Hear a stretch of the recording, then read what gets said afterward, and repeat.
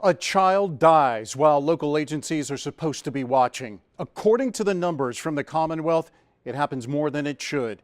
Innocent children taken far too soon. Their families want justice, but most of all, they just want answers.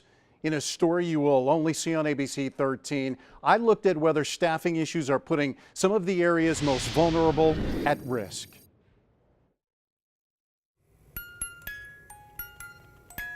This should be the safest place for a child. But for one little girl from Lynchburg, what went on behind closed doors may never be fully known.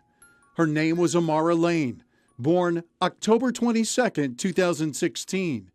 Not even 2 years later, she would be dead.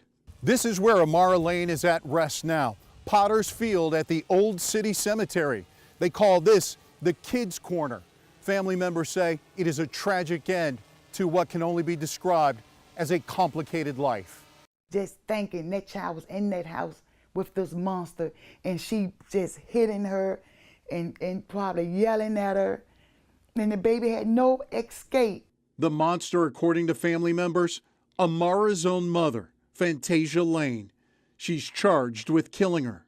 ABC 13 obtained this paperwork from the state dated last September. It details how shortly after Amarah was born, Child Protective Services got involved with her family and requested an emergency removal from her home due to abuse and neglect. Amarah had been with her mother. The girl wound up at Lynchburg General with burns on her face and swollen hands. A family friend wonders if the Department of Social Services did enough to keep Amarah safe. Somebody just didn't do their job.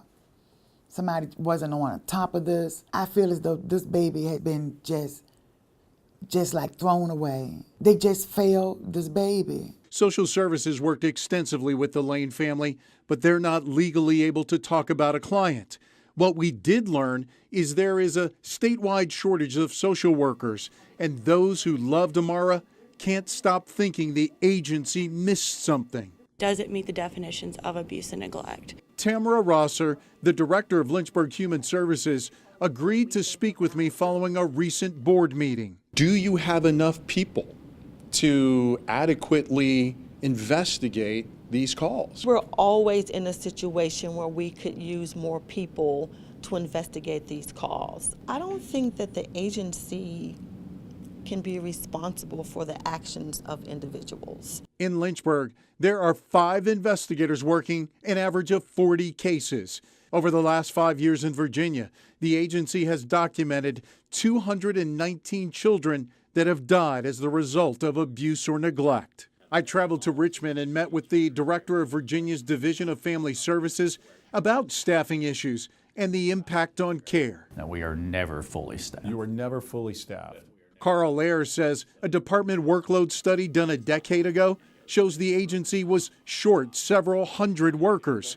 He says a shortage continues. If you're understaffed, one would say that that is putting potentially children at risk because someone can't get to them maybe fast enough or can't assess a family quickly enough. The more manageable caseloads that we have and the more well-trained and well-qualified staff, well-tenured staff that we have better outcomes. We will likely never know if a staffing shortage contributed to Amarah's death, but what we do know is she died at UVA Medical Center in Charlottesville 3 months ago. Amarah was only 22 months old, and the answers those who loved her are still searching for are hard to find. Amarah's mother, Fantasia Lane, is charged with child abuse and neglect, child endangerment, and murder. She's scheduled to stand trial in March. A family friend tells me that Amarah's family in Roanoke plans to sue social services for what happened to that little girl. Now, if you suspect a child is being abused or neglected, call the state hotline number at 800-552-7096. 2 sets of parents at one school in our area recently buried their children. They lost them to suicide. Few of us can imagine that kind of grief, anger, and guilt. Tonight, in a story you will only see here, how a new law that went into effect right before school started last year may help to save other kids before it's too late. Hannah Cousins had her whole life in front of her. She'd be graduating from Tunstall High School in a few months, head off to college, and eventually a career in criminal justice. The world and everything it had to offer was in her hands, or so everyone thought. It's a constant battle every day. Knowing that she's not here, that there's nothing nobody can do to bring her back. One night last November, Hannah got out of bed, grabbed a gun her father keeps in the house, went outside, and pulled the trigger. Dead at 17. It's like somebody had ripped my heart out that morning because it is not something I would expected at all. They want to know why. I'm to the point now that I think that there was more going on that nobody knew about, that she just held it all inside. If there was more, like bullying, schools are now required to let parents know. House Bill 1709 became law last July. It says schools must notify parents within 5 days if their child is involved in an alleged bullying incident. She had told us one time, she said, I've had some issues. I went to the school, talked to the principal, and all she told me was let it roll off my back. The cousins say their other children told them Hannah was exposed to hateful messages on social media. One girl went on a rant about how she wanted to drag Hannah by the hair of her head down the steps. Brian Bowles is the principal at Tunstall. He says he's not able to talk about whether Hannah's parents were notified of any potential bullying at school. Whether it be in school or outside of school, it has to be handled with very strict confidence. The Virginia Department of Education sent this memo to superintendents across the state to make sure everyone was aware of all the legislative changes for the upcoming school year, including HB 1709. The state tracks instances of bullying which school districts self-report. In the previous school year in Pittsylvania County, where Tunstall High School is located, administrators logged 22 instances of bullying.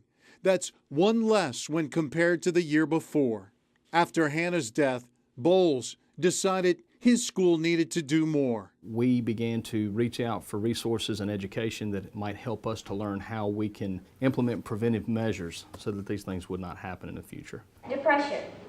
It doesn't always look like you think it's going to look. Tunstall is training teachers and others how to spot troubled students and get them help. Local agencies are meeting with parents to show them how they can get involved. Plus, this high school had been shaken by another student suicide the previous school year.